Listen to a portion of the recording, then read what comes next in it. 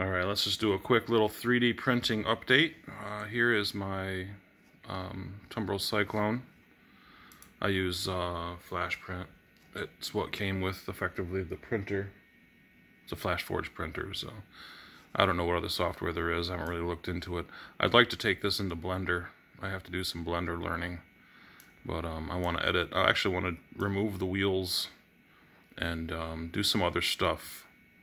You know, seal all this in so it prints solid as opposed to open like that. You know, less support struts needed kind of thing. So also with my printer, you'll notice that I tend to print kind of in this back corner.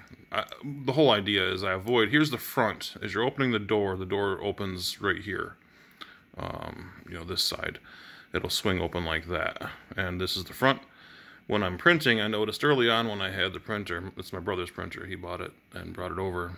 It's a refurb, so I think the reason why they returned it, whoever returned it, was it has struggles printing right here. So I have to avoid this corner when it comes to doing my layout. So that's why I stick it kind of whatever I'm printing in the corner. I just try to avoid that area, if anybody was wondering, you know, why it's sitting back like that. So I think the problem that I had when it printed last night, it failed out.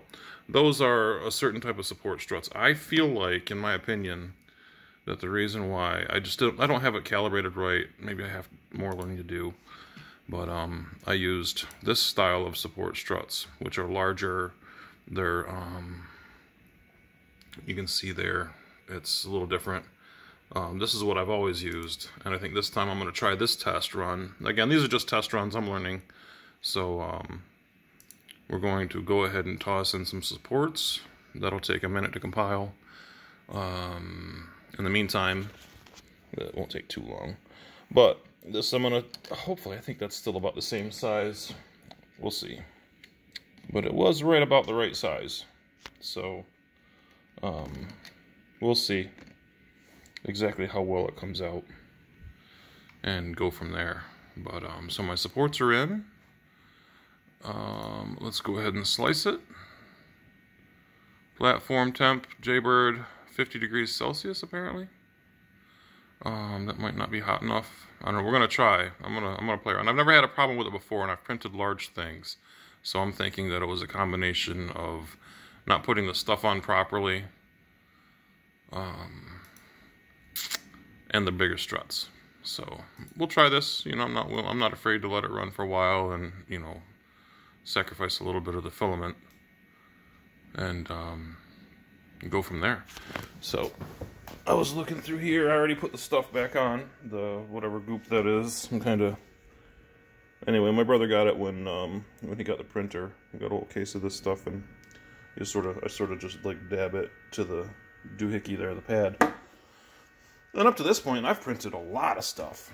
And when I first started printing, I had that issue start.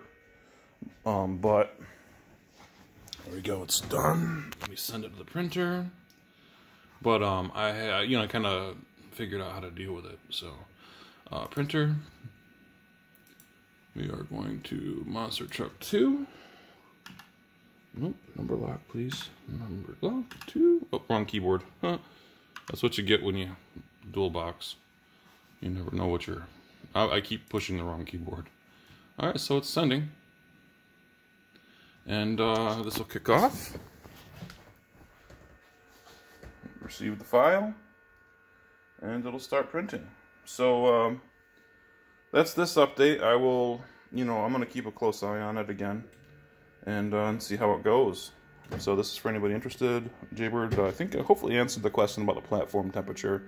But once it gets rolling, I'll take another, maybe I'll make another little short and show the progress.